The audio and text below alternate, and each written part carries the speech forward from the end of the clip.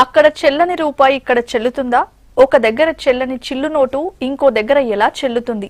ఇది పార్లమెంట్ ఎన్నికల ప్రచారంలో టీఆర్ఎస్ ముఖ్య నేతలు చేస్తున్న కామెంట్స్. ఈ డైలాగులు జనాల్లో బాగానే పేలుతున్నా సొంత పార్టీలోనూ చర్చనీయాంశమయ్యాయి.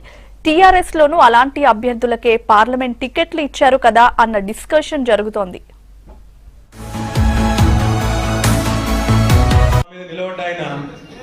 ఆయనేమో నల్గొండలో వెళ్ళగొట్టిరు, జిల్లా మాకు సరిపోదు. మరి ఇక్కడ మీ దగ్గరకు వచ్చింది, మరి మీరేం చేస్తారు? వెళ్ళగొడతారా లేదా? పక్కానా? ఇక ఒక్కటి చేస్తే చాలు, మరి ఏం చేస్తారు? ఇది పరిస్థితి. కాంగ్రెస్ లో పరిస్థితి ఎట్లున్నదంటే, కోమటిరెడ్డి వెంకటరెడ్డి అంటే ఆయన నల్లగొండలు ఈ బలకు కొట్టి 24,000 ఓట్లతో ఓడించి మాకు వద్దుపో అని చెప్పి వెళ్ళగొట్టింది. వెళ్ళగొడితే మళ్ళీ ఇప్పుడు ఇవాళ ఎక్కడ తెలియండు? ఆలేరు బస్ స్టాండ్ లా, గుట్ట బస్ స్టాండ్ లా తిరుగుతాడు, తిరుగుకుంటూ ఓట్లు అడుగుతాడు. మరి నల్లగొండల జల్లని రూపాయి, ఆలేరుల జల్లని మాట వాస్తవం అయితే నల్లగొండలకు అక్కర్లేని అభ్యర్థి మీకెట్లా పనికి వస్తారో ఒక్కసారి మీరు ఆలోచన చేయాలని చెప్పి నేను కోరుతాను. అసెంబ్లీ ఎన్నికల్లో ఓడిన కాంగ్రెస్ నేతలు పార్లమెంట్ ఎన్నికల్లో పోటీ చేయడంపై టీఆర్ఎస్ వర్కింగ్ ప్రెసిడెంట్ కేటీఆర్ ఈ కామెంట్స్ చేశారు.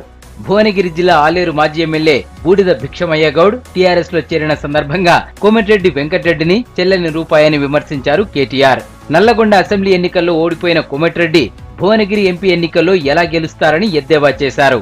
9 మంది ఓడిపోయిన కొడంగల్ వంకిరాయనట మల్కాజ్గిరిలో ఎత్తాడు, మహబాద్ ఓడగొట్టిన ఆయనట మహబాద్ పార్లమెంట్ కి వస్తాడు.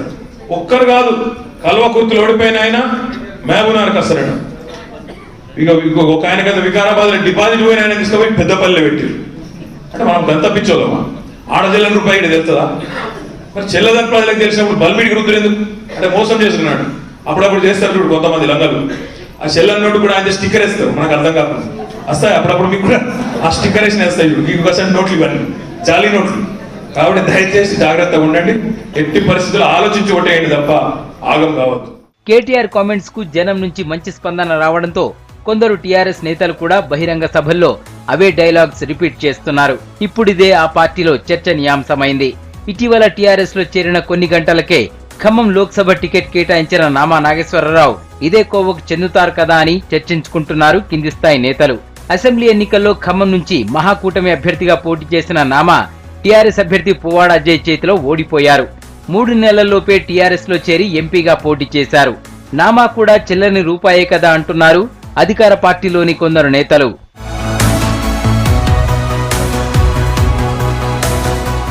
పెద్దపల్లి లోక్సభ స్థానం నుంచి టీఆర్ఎస్ అభ్యర్థిగా పోటీ చేసిన వెంకటేష్ నేతకాని కూడా చెల్లని రూపాయి కిందకే వస్తారని చర్చించుకుంటున్నారు గులాబీ నేతలు.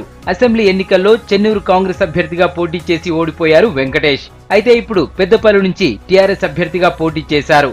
చెన్నూరులో చెల్లని నేత కానీ పెద్దపల్లిలో ఎలా చెల్లుబాటు అవుతారని ప్రశ్నిస్తున్నారు క్యాడర్. ప్రత్యర్థి పార్టీ టార్గెట్ గా కేటీఆర్ చేసిన కామెంట్స్ ఇప్పుడు సొంత పార్టీలోనే హాట్ టాపిక్ అయ్యాయి.